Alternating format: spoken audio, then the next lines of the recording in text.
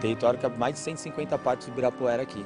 E 70% dessa área é de Mata Atlântica em estágio avançado de regeneração, né? Então é uma área muito conservada dentro de São Paulo. Pra vocês terem uma ideia, a gente tem a incidência da onça parda, alguns animais extremamente relevantes, né, que são indicadores da conservação do local. E Capivari Monos, né, na verdade são homenagem aos dois, né, últimos rios limpos da cidade de São Paulo, né? No caso, o Capivari é o principal rio ainda limpo de São Paulo, né? E o Monos é um afluente do Capivari. O Capivari, em toda a extensão dele, tem para mais de 30 cachoeiras, assim. Tem um salto de 70 metros de altura. Acho que o próprio paulistano vai se sentir mais orgulhoso de morar, né? Nós temos uma área conservada, a quinta maior metrópole do planeta tem uma área conservada desse bioma, né, de Mata Atlântica tão ameaçada do planeta. O rio Capivari, ele é muito lindo, né? Ele é muito impetuoso, muito bonito. E o rio Monos é um rio muito bonitinho, muito meiguinho, né? Então você tem assim uma mistura do violento com o delicado, é uma coisa muito bonita, né?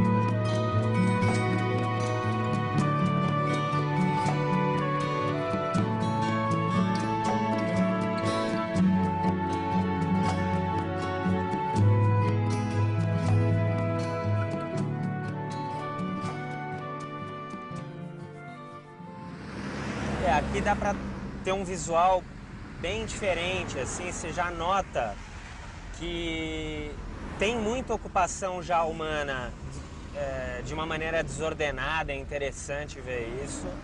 E ao mesmo tempo você começa a ver um pouco mais de área verde. Área verde que não é só parque e tal, áreas mesmo grandes e você começa a reparar esse tipo de coisa. À nossa direita, inclusive, é a Teotônio Vilela, que é essa avenida que a gente está, que é o único acesso que a gente tem aqui a partir da cidade para chegar na APA, inclusive. Então, do nosso lado direito, você tem a represa do Guarapiranga. E do lado esquerdo, a gente também está muito próximo da represa Billings, né, que tem um braço que chega bem próximo aqui a gente. Aqui você já tem placa das APAs, tanto do Capivari Monos, que é a mais distante, quanto do Bororé Colônia e também. E tem um centro de informação turístico. Ah, tá. Isso, né? Que é um posto de atendimento. Quer dizer, que é um posto turístico avançado de apoio. Isso. Quer dizer que o Rodoanel está passando por cima dessa área ambiental toda. O importante é que ela não venha de qualquer jeito, né? Que ela venha aliada a uma série de ações, de medidas, de políticas, para que você não perca essa região toda por conta dessa estrada. Porque a simples visão de uma estrada para a população ou para as pessoas que vão chegando, isso é um indutor de ocupação muito grande, né? Então as pessoas vão acabar ocupando as áreas mais frágeis sempre. Aí você tem é um efeito cascata de problema de saneamento, problema de falta de emprego, problema de falta de água, mesmo estando do lado da represa. Aqui a gente está indo na direção da APA do Capivari Monos, na direção do Marcilac. E olha, a gente vai vendo aqui as casinhas antigas, né, de antigos moradores, de agricultura.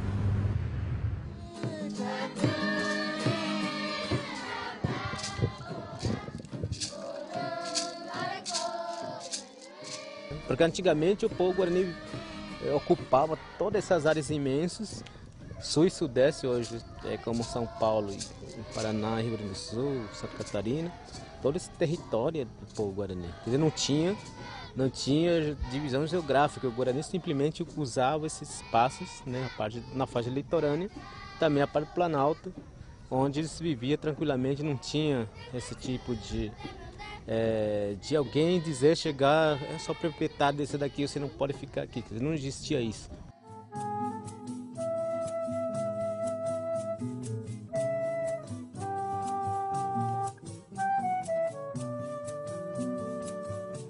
Com a independência aqui do do Brasil, em 1822, havia necessidade de uma mão de obra especializada para industrializar aqui a madeira, até a própria agricultura também, né?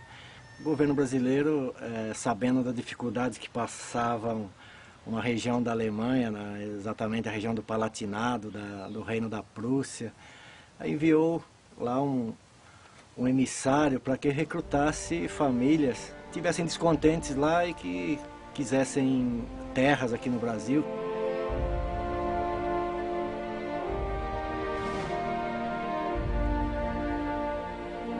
Se tem registro que eram 226 pessoas aí, divididas aí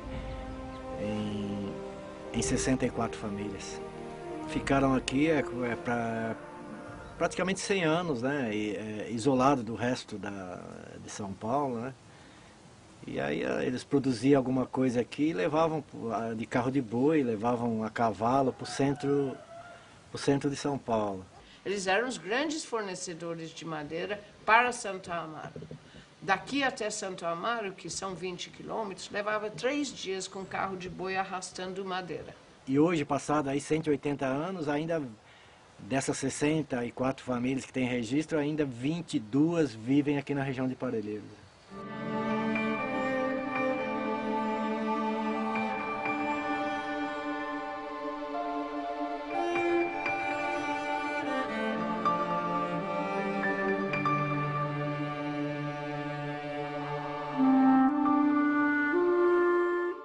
Os japoneses chegaram na região aqui, poucos deles, em 1925, né?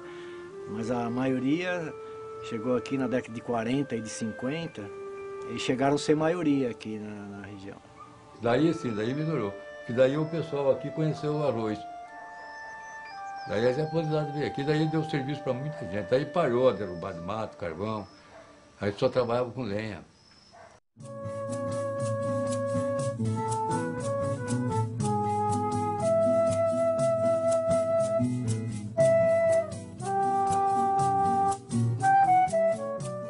Então, meu bisavô, justamente com meu avô, eles vieram para cá, para a região, né, em prol da construção do ramal ferroviário Mairinque-Santos, né. Diversas outras famílias que vieram justamente para trabalhar em prol da construção dessa ferrovia.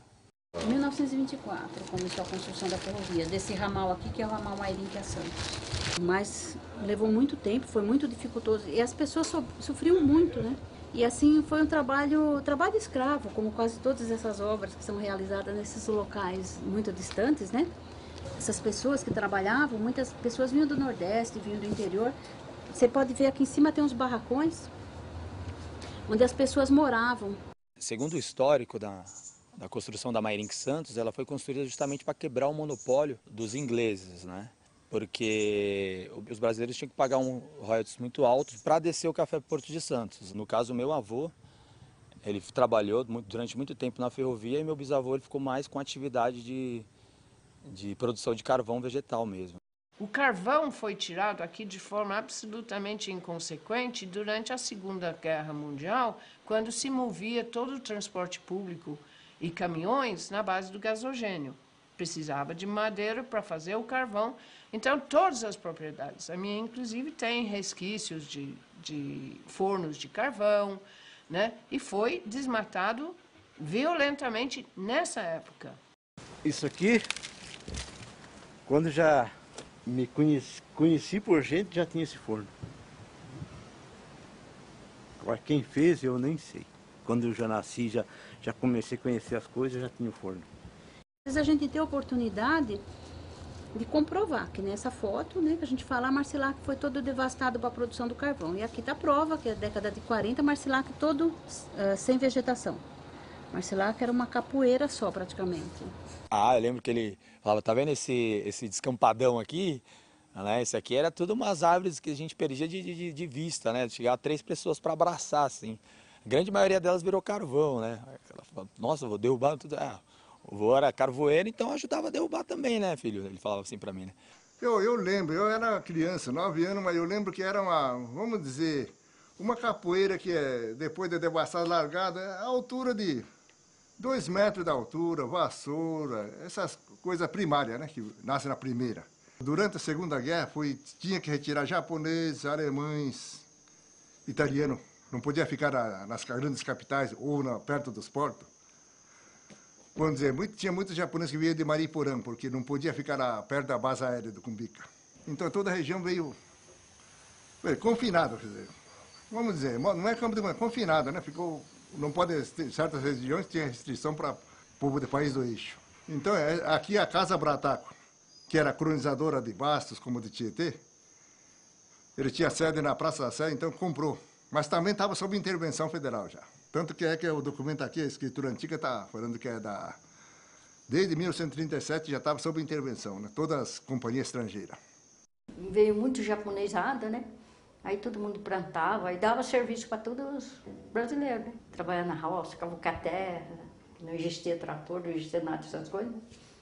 Aqui, o pessoal aqui era só japonês, o trabalhador dos japoneses, que aqui tinha mais ou menos, acho que uns 40 agricultores, hortifruti granjeiro, né? Tinha 8 granjas, ele tinha um bom movimento de peão, né? E tinha japonês, tinha 60 peão, né? E dali, da estrada do Curucutu até a 3 quilômetros aí na frente, não tinha 15 casas do outro lado. E aqui só tinha 8. Casa não, barraco, né? Porque casa só tinha aquela grande ali, que era do japonês, né? Do dono do terreno aqui, plantava, tinha granja, tinha tudo.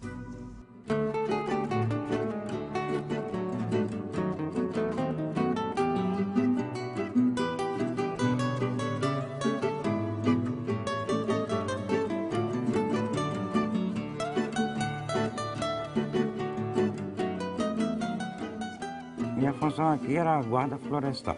O guarda florestal, dentro da área de preservação, a gente tinha autoridade para pegar pessoas caçando, como eu peguei muitas espingardas, eu fiz autuação, né?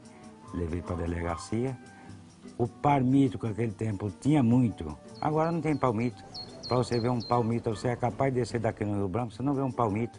Para você ter uma ideia, nós desativamos uma fábrica de palmito aqui no meio do mato, feito de qualquer jeito, palmito, 300 vidros de palmito, já no vidro, no meio do mato, aí dentro da área do parque. Aqui nasce aqui dentro o rio Capivari, que ele olha uma parte para o litoral e outra ele joga já para Guarapiranga. E tem, isso é o Capivari. E tem o rio Embu-Guaçu, que eu já ajudei o pessoal aí uma vez aí. O rio Embu-Guaçu que alimenta a água que nós bebemos lá em São Paulo, Guarapiranga, né? Então, essa área aqui tinha que ser bem preservada mesmo.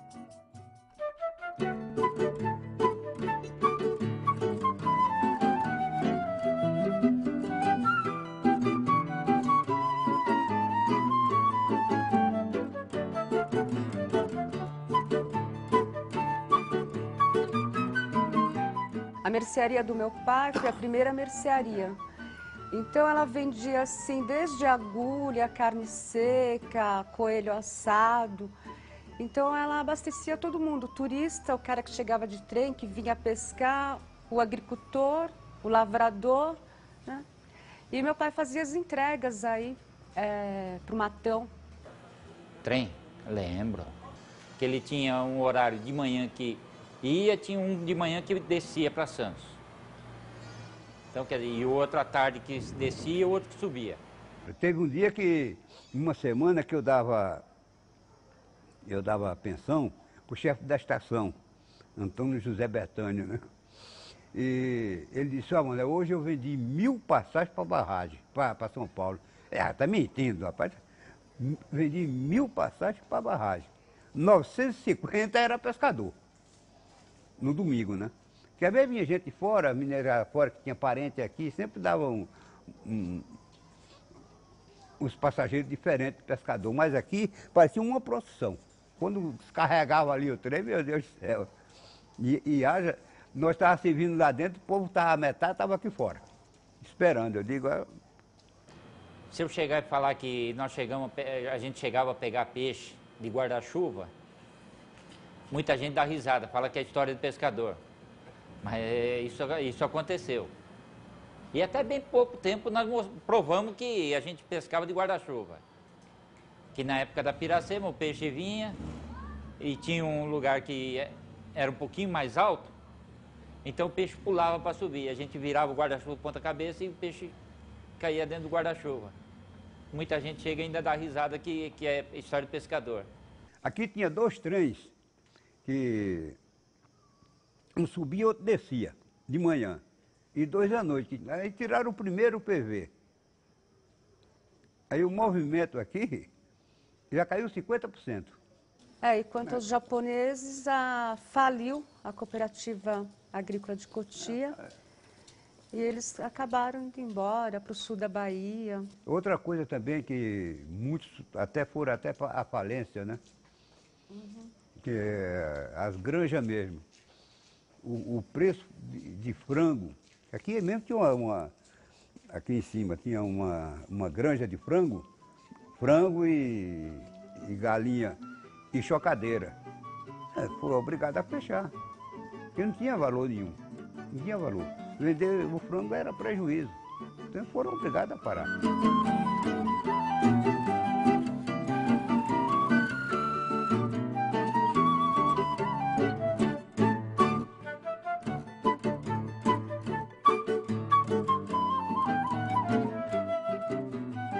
Meus tios andaram vendendo tudo, venderam muito. Porque isso aqui, acho que como diz, eles não compraram não, né? Como eu uso campeão, né? Então, naquele tempo, eu só sei que os meus tios venderam muito terreno por aqui. A minha avó tinha muita terra, né?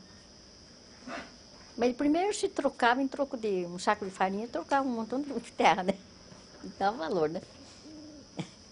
Mas minha avó tinha os documentos tudo certinho das terras. Aqui, Cipó do Meio, até Cipó é da minha avó. A minha avó tinha muita terra. Quando eu vim morar aqui, era assim, parecia terra sem lei. Todo mundo entrava nessa região, não tinha cerca, não tinha muro, você via pessoas passando de carro com mudas de orquídeas, com bichos, com pássaros, todo mundo carregava alguma coisa daqui. Tinha também a ocupação ilegal de áreas que a gente não sabia que era ilegal. Até o tempo, o cara precisou de um espaço e ia lá e morava. Quando nós chegamos aqui, o meu marido foi até a prefeitura, que era em Santo Amaro, e falou, como é que eu aprovo planta de uma casa? E a moça falou assim, onde é? Ele falou, é em tal lugar.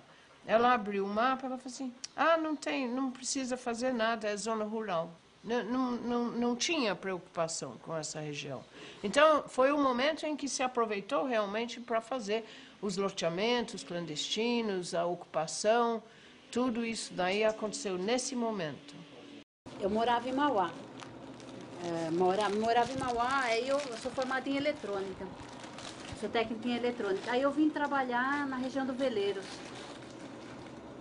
E aí eu tive meu filho mais velho, pagava aluguel. Aí minha mãe morava comigo.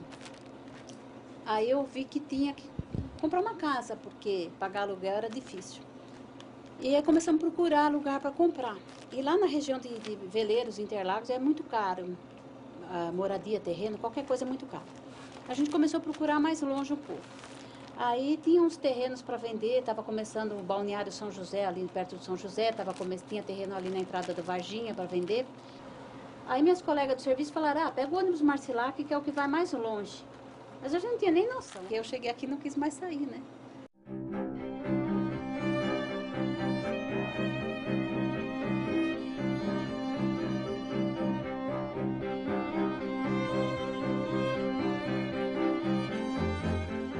A queda do meteorito, né? Muitos especialistas falam que ele caiu há 28, 30 milhões de anos. Impactou no chão, que abriu esse vale, e criou esse anel que vocês podem ver, que dá certinho o anel da cratera, que passa de trás do presídio, vem por aqui e passa mais ou menos nesse ângulo. Nós estamos ligando lá no Poço Artesiano da Sabesp, que foi o local onde ele impactou com o chão. Então é muita vegetação. Por exemplo, a gente cava poço aqui embaixo com 30 metros, você encontra árvores, raízes no fundo da cratera aqui para baixo. Dentro da cratera hoje, 5.413 lotes, que muitos dividiram também, que chega numa faixa de 45 mil moradores. Vou completar 67 anos, nasci em 1942, né? E vim para São Paulo nos anos, praticamente na época da ditadura, né? 1964, justamente para Santo Amaro, né? Um bairro que é muito conhecido, não só em São Paulo, mas no interior. E dali eu criei raízes em Santo Amaro, e na época dos bondes, né? Na época que a gente pegava o trenzinho, ia tomar banho lá embaixo, né? Em Piruíbe, né? Praia Grande, muito gostoso, né? Dentro da vegetação, o trem passava, né? E dali, meu plano não era vir para cá porque era muito mato, mas com o passar do tempo, costumo, com esse ar livre que nós temos, gostoso, então eu vim para o Parque das Nações, que é a região do Granjaú, né? E dali que criou esse movimento, a gente já tinha como liderança, tinha aquilo no sangue, e eu acompanhei a criação da Unifag, né? Fiz parte dela como associado, até nós adquirir essa área, porque tinha que ser uma área grande, que nós chegou a ter mais de 10 mil associados, né? Tudo organizado, com carteirinha, nunca pensamos em invasão, comprar e ter o direito de moradia com legal.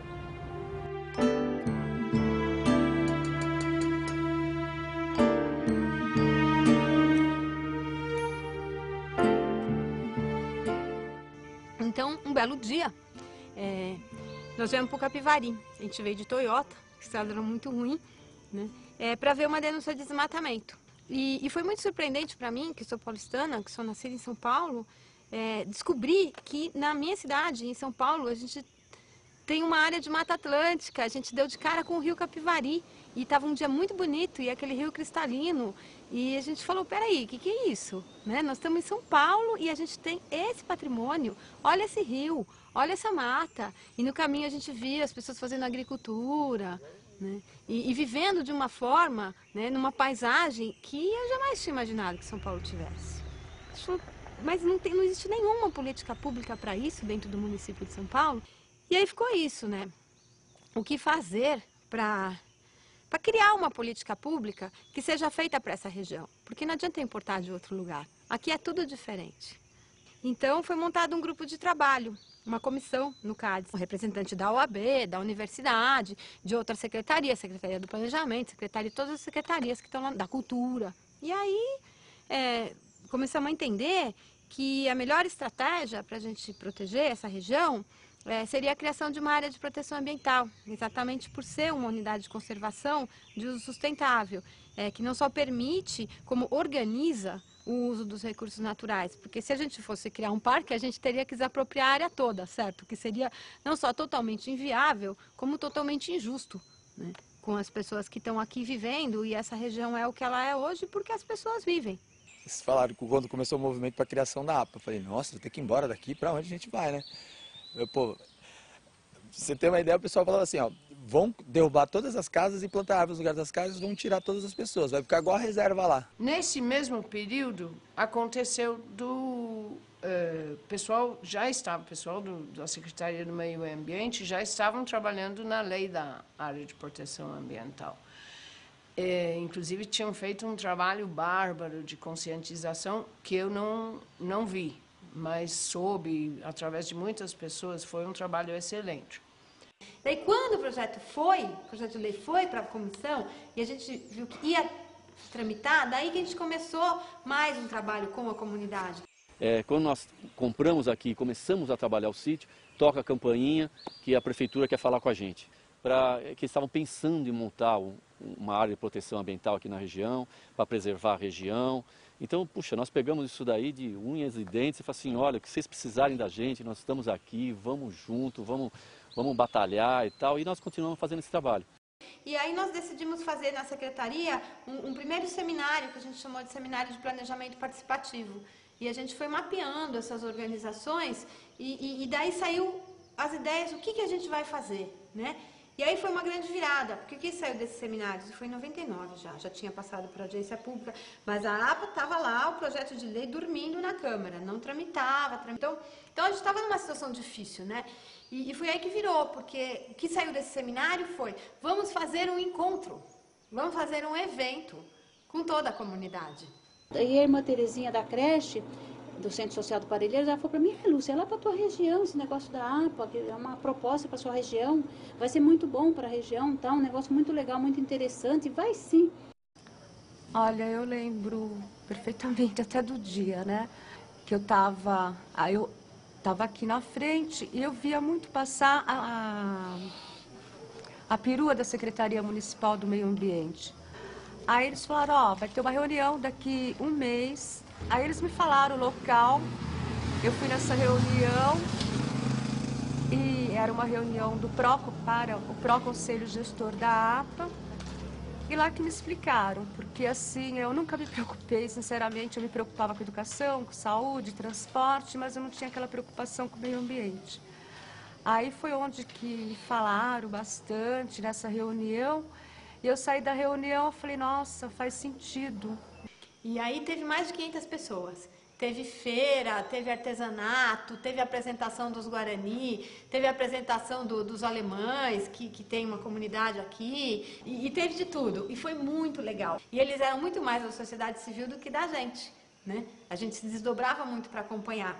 E aí saiu uma coisa desse grupo de mobilização, que foi uma grande diretriz assim, do encontro, Comissão Pró-Conselho Gestor da APA do Capivari Monos. E esse Pró-Conselho foi quem mobilizou para a Câmara aprovar o projeto. Fez abaixo-assinado, começou a ir de vereador em vereador, em todas as comissões, lideranças de bancada, porque daí a coisa cresceu.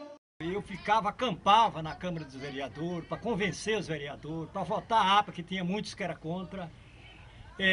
Os índios foi fácil. Tinha...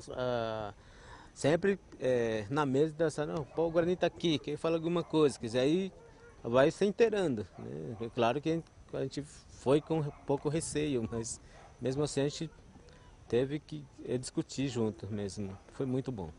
Eu acho que foi um momento de mobilização que a gente nunca mais teve. Por quê? Porque naquele momento era todo mundo olhando para a mesma direção. O objetivo vamos criar a APA do Capivari Monos. O grande processo de construção da APA foi justamente a participação popular. Todos nós nos envolvemos de uma maneira ou direta ou indireta. E o melhor da criação da unidade de conservação, a lei que criou a unidade de conservação, foi justamente prever a criação de um conselho gestor. Então todos nós estamos nesse conselho gestor, o empresário, a comunidade, o poder público em todas as suas esferas. Então lá se dá o debate franco, fraternal, buscando alternativas de conservação ambiental e principalmente de desenvolvimento dessas atividades econômicas. Nesse período, bom, tínhamos ainda a opção de colocar uma pessoa da sociedade civil na presidência do conselho, porque hoje não tem mais essa possibilidade. Quando foi para a eleição, o pessoal chegou para mim e falou, você não quer, você poderia ajudar, você poderia ser presidente. E eu, de cara, achei que aquilo era uma responsabilidade além do que eu queria até. Mas me convenceram e fui eleita a primeira presidente do Conselho Gestor da APA Capivari Monos. A partir do momento que a gente cria o conselho, então o conselho ele tem 10 representações do poder público e 10 da sociedade civil. E aí você tem, tanto no poder público como na sociedade civil, não são blocos unânimes, muito pelo contrário. Eu me propus, quando eu entrei no conselho, a defender a melhoria da qualidade de vida para a proteção ambiental. Porque eu acho que você não tem como atingir a pessoa se você não melhorar a qualidade de vida. Para mim, me interessou o programa do APA. Eu vou falar programa, né? Do APA, porque isso aí... Eu tive problema de invasão de terra, esses problemas. São áreas legalizadas, mas sempre tem invasão de terra. O problema era gente grande, mas não é esse de fazer barraco, né? Então eu resolvi participar porque aí eu, no APA fala do problema fundiário. E o problema fundiário aqui não tem, mas sempre aparecem os invasores. Então eu resolvi participar, porque aí eu tenho autoridade tudo para monitorar a região, né? Essa primeira gestão é uma gestão muito complicada e muito difícil, porque você começa com uma coisa que é absolutamente novo e sem muitas regras claras. Então, nós tínhamos que criar as regras, criar as regulamentações, tinha trabalhos burocráticos muito chatos a serem feitos, tinha um trabalho também de contatos, tanto políticos quanto de físicos mesmo, de coisas que acontecem ao nosso redor, por exemplo, a linha do trem, as linhas de transmissão, as compensações ambientais que a gente queria exigir naquela época, algumas dos quais realmente conseguimos e hoje estão dando frutos. E foram 2 anos de trabalho muito forte.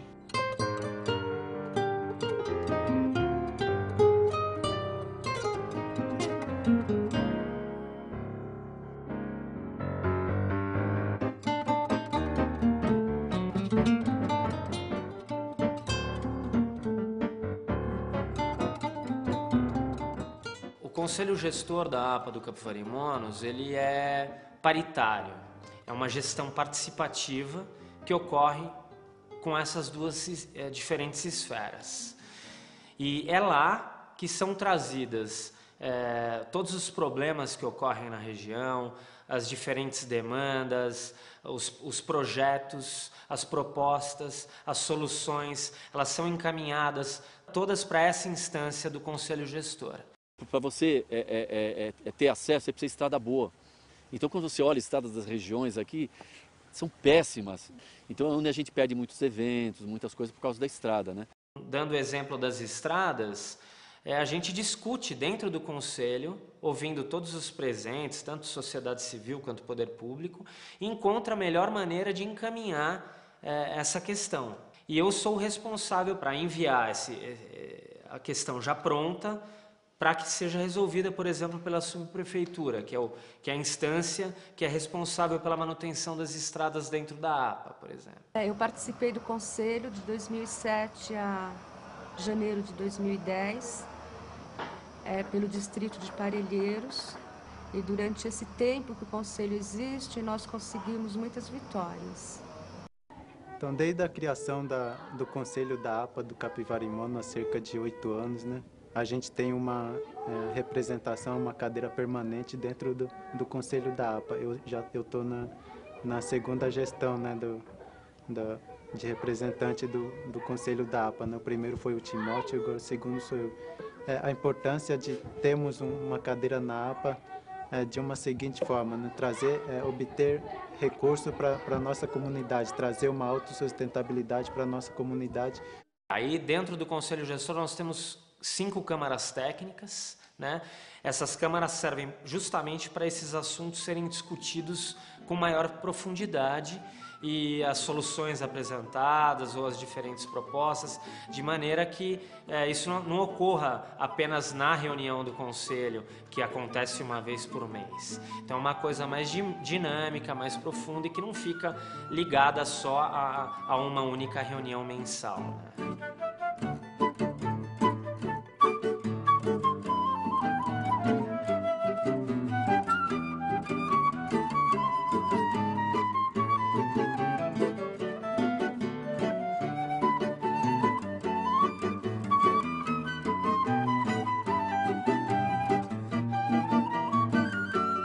O nosso maior problema aqui na comunidade é a conscientização.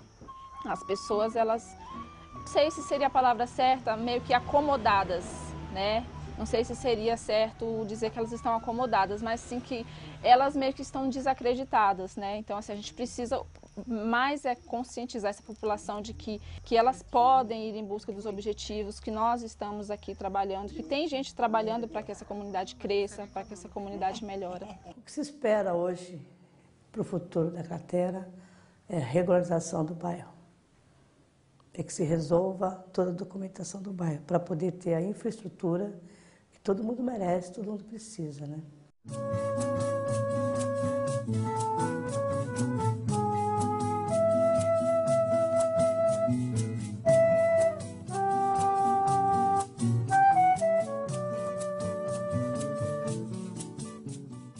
Da associação tinha uma ONG que chamava Crescer, que ela ainda existe. E essa ONG, eu falei com as educadoras, elas falaram assim, olha, eu cedo o espaço e vocês me ajudam a montar uma biblioteca comunitária para o bairro. Aí foi aonde surgiu a ideia. Nós colocamos uma faixinha ali, precisamos de materiais para uma biblioteca comunitária, livro, revista, tábuas, móveis, o que tivesse disponível. Em 30 dias estava pronta a biblioteca. Foi chegando tanto doações que a gente não sabia mais onde colocar. Então você tem o entorno, né, que é o nosso entorno aqui. Então quando nós viemos para cá, nós trabalhamos o entorno. Quando nós viemos para cá, para se integrar em toda a comunidade, a minha esposa, a Deise, ela foi presidente de uma ONG que tinha aqui na região. Quer dizer, então, nisso aí nós recrutamos crianças, jovens, né, para treinamento. Nosso gerente aqui da área é um remanescente dessas crianças que vieram. A gente iniciou o movimento da criação da Associação dos Monitores Ambientais. Que, assim, a gente conseguiu se organizar em 2002. Juntamos um grupo, né, de jovens que já atuavam diretamente com a monitoria ambiental.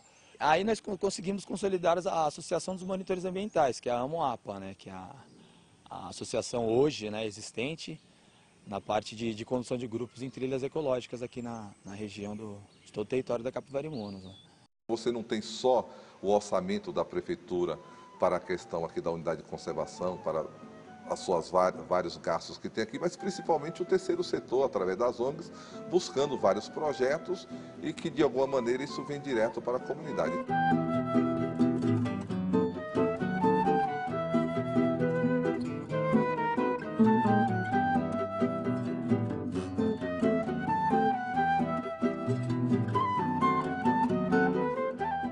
Fiz um empréstimozinho no banco, consegui um valorzinho que eu pudesse abrir, parece que não, mas vai dinheiro.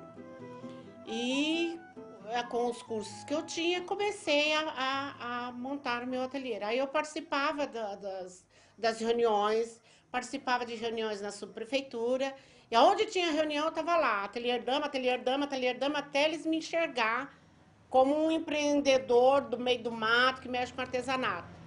Não foi fácil, gastei muito saliva, mas isso eu sendo mulher é fácil gastar saliva.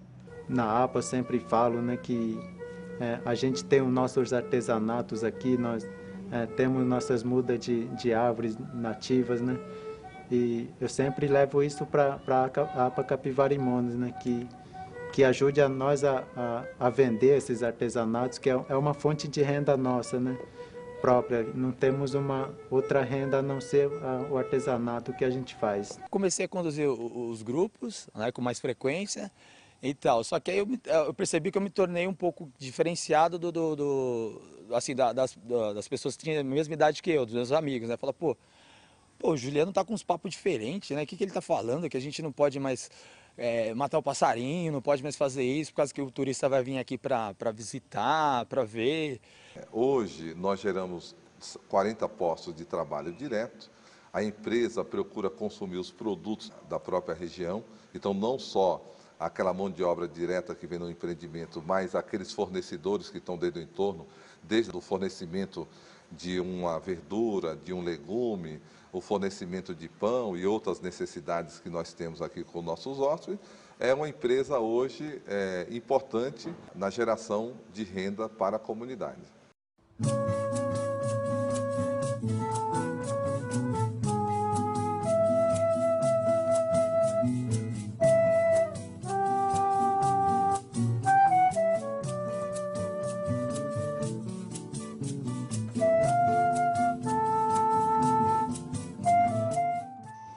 a primeira coisa aqui é responsabilidade ambiental.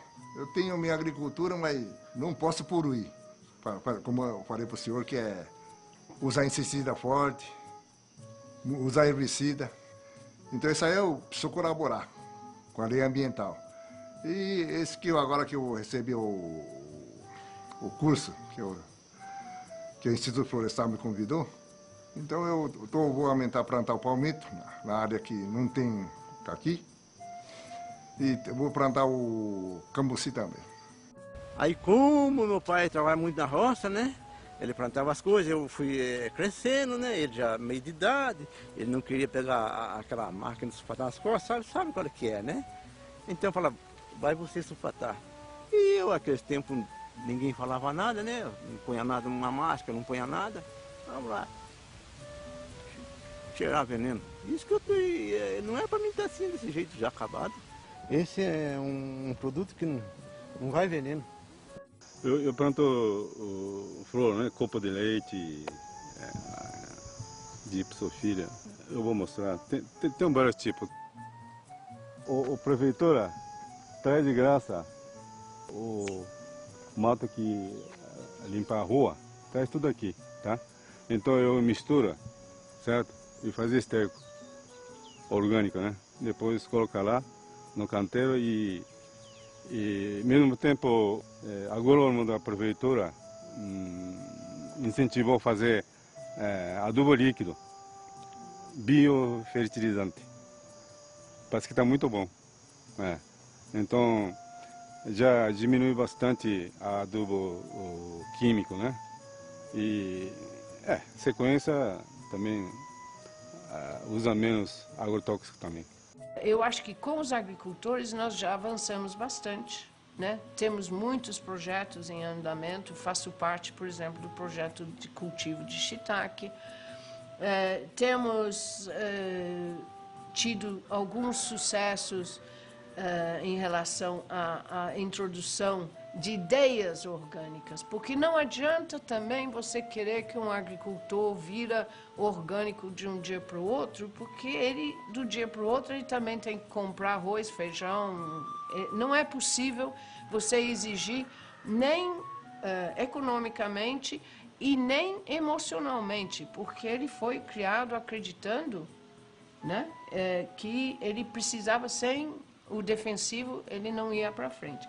Então esse é um processo muito lento, cujo resultado, eu diria que nós vamos ver em torno de 20 anos para frente, um resultado real.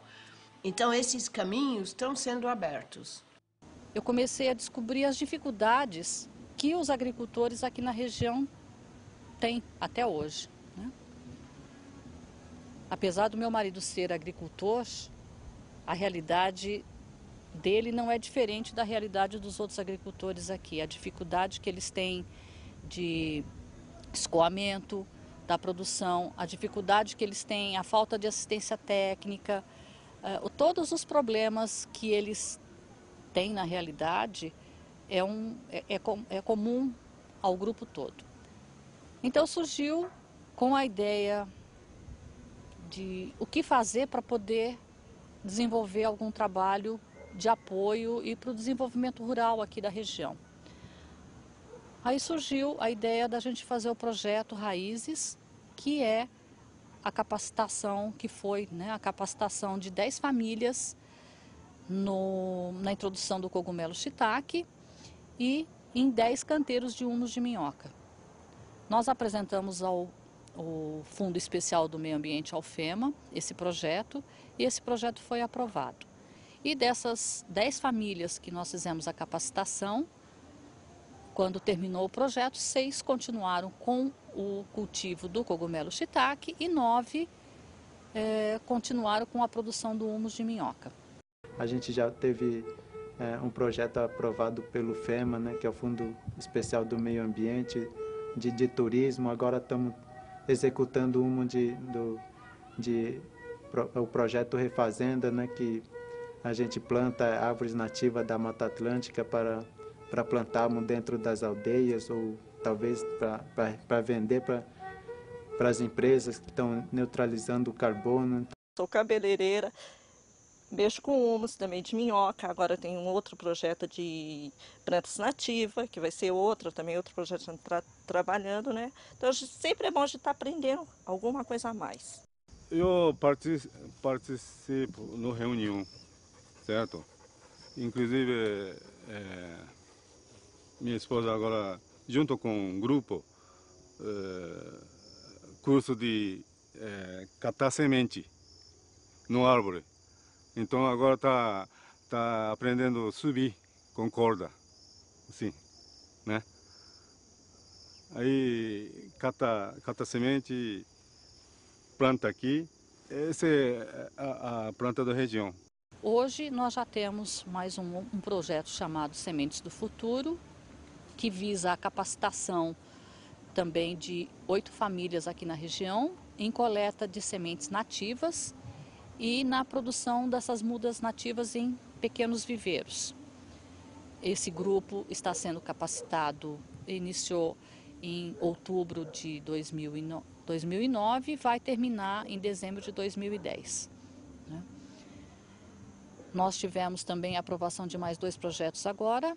São 2 projetos, um voltado para a produção de mel, que é a parte de meliponários, e voltados para a biodiversidade através da educação ambiental também de 9 famílias que vão fazer parte desse projeto, que deve iniciar daqui a uns 4, 5 meses. O outro projeto que nós temos aprovado é sobre flores comestíveis e a capacitação em jardinagem e paisagismo. Com esse FEMA surgiu a oportunidade de vários projetos acontecer na região. Várias pessoas com projetos que foi aprovado, né? E esses projetos começou a usar a mão de obra da região. É um grupo de senhoras da região que gostaria de fazer, elas já fazem crochê, gostaria de complementar o seu crochê com pinturas.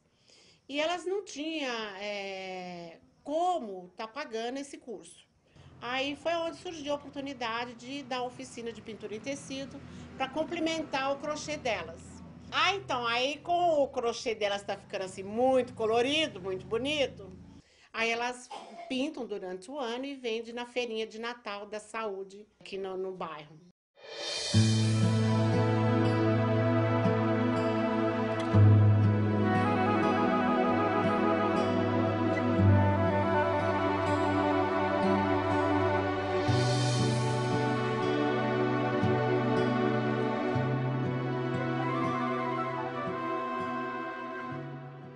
Eu cresci na mata, armando arapuca, caçando passarinho, e hoje eu venho para a mata para ver passarinho livre. Então, a diferença é somente essa, eu continuo fazendo as mesmas coisas, só que agora com uma visão de preservação. Nós nos conhecemos em Santo Amaro, apesar de ser filhos da região, morarmos bem pertinho, a gente se conheceu em Santo Amaro. Nos tornamos bastante amigos e tudo começa quando o Luciano me leva para fazer uma trilha. Foi a primeira vez que eu tive contato com o Rio Capivari e a partir daquele momento surge o nosso amor também. Então tudo começa com o Rio Capivari. É impressionante, né? Porque só de você pegar Teutônio Vilela e começar a ver árvore, já muda, como se limpasse a sua visão, né? Você fala, não tem prédio, não tem prédio, não tem fábrica, tem árvore. Você fala, nossa, tem árvore num lugar desse, né? E aí o cheiro, você respira melhor.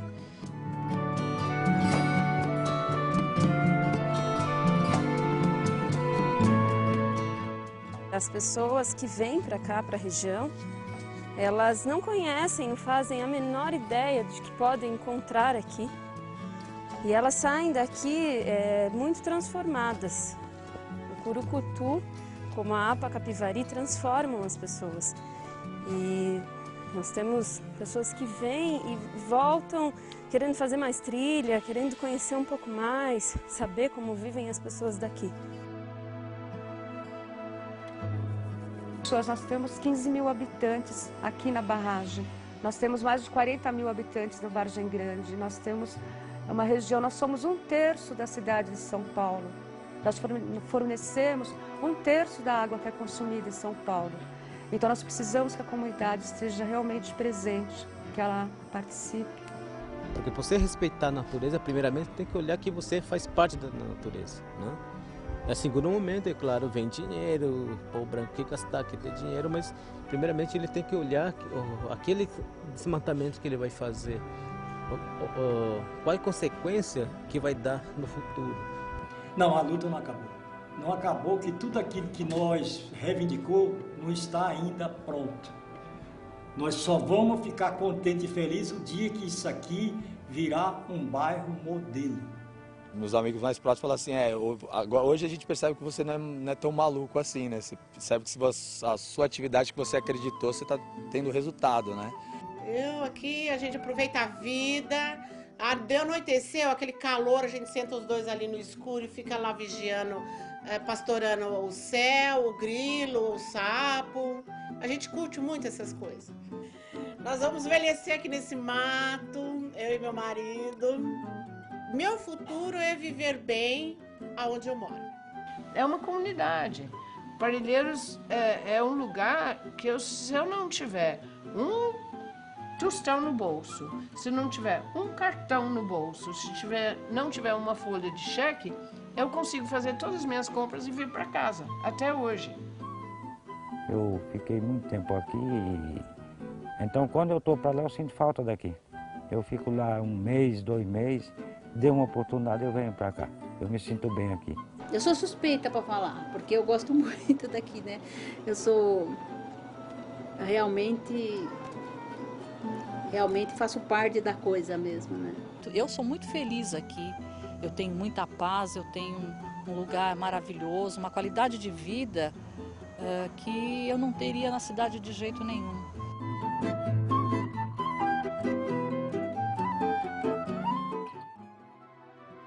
Esse trabalho é esse resgate que está sendo feito, de vidas que se passaram aqui, dos meus avós que nasceram aqui, da minha mãe que nasceu aqui, e hoje eu poder continuar vivendo desse lugar, da mesma forma que eles viviam, com uma consciência diferente, né? Então, meus avós, eles retiravam palmito, eles caçavam, a minha mãe viveu de agricultura e eu posso hoje estar levando as pessoas, trazendo as pessoas para dentro de São Paulo, mostrar um pouquinho do que eles faziam, contar essa história e transformar, né? As pessoas saírem daqui com uma sementinha plantada, porque quando as pessoas vêm para cá, é uma semente que a gente planta dentro de cada um e a ideia é que isso germine de alguma maneira.